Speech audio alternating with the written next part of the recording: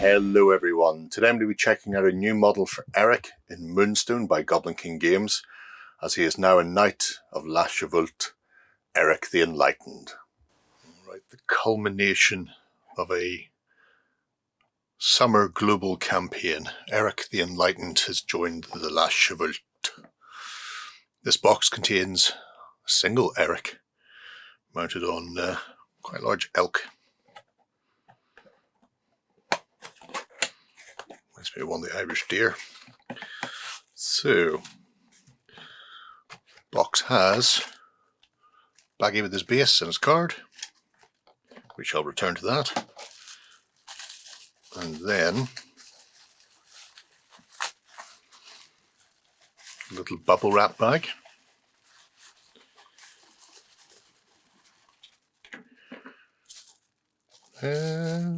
Okay. Apparently that's all it needs. It's not all it needs. Is there not another? Oh, there is another antler. There we go. So, 2 sprues, cast in resin.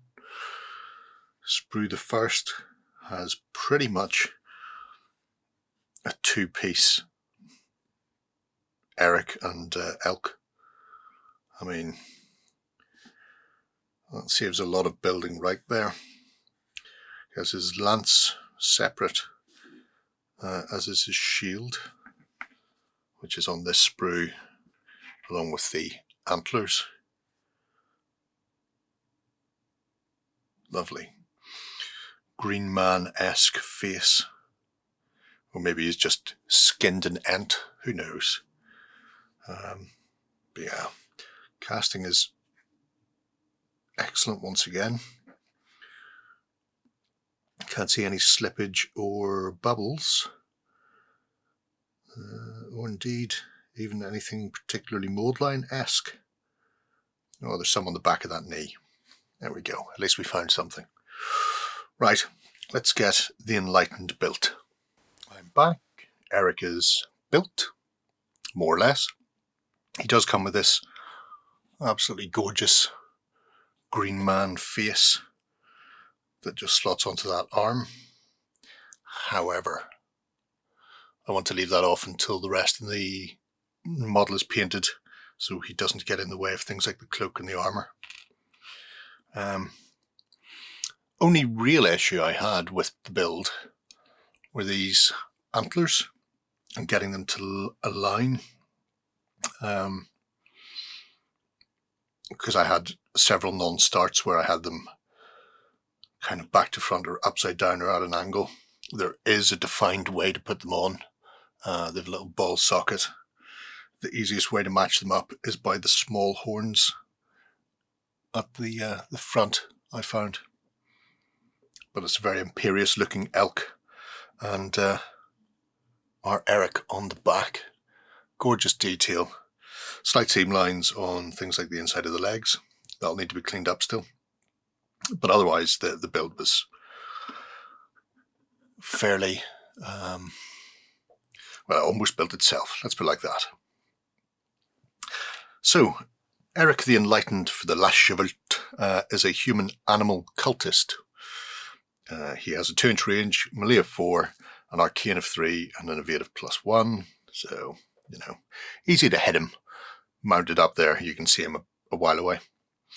Interesting abilities. So, Enchanted Javelin. If he deals piercing damage, he can increase the damage dealt by +2.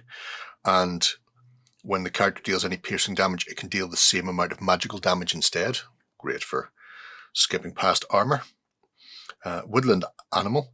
The character may jog over wooded patches and gains +1 energy during the replenishment step if part of its base is in a woodland patch. Obviously, there are several cultists who can spawn patches, especially with the fawns.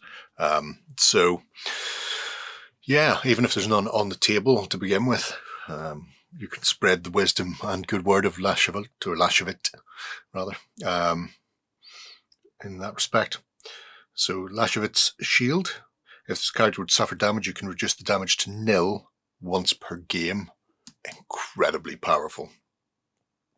He has a Enchanted Bladestorm, 2 energy, 6-inch range, This attack is not modified by evade or cover and can only be used if the model has the enchanted javelin ability, which he does, unless he doesn't.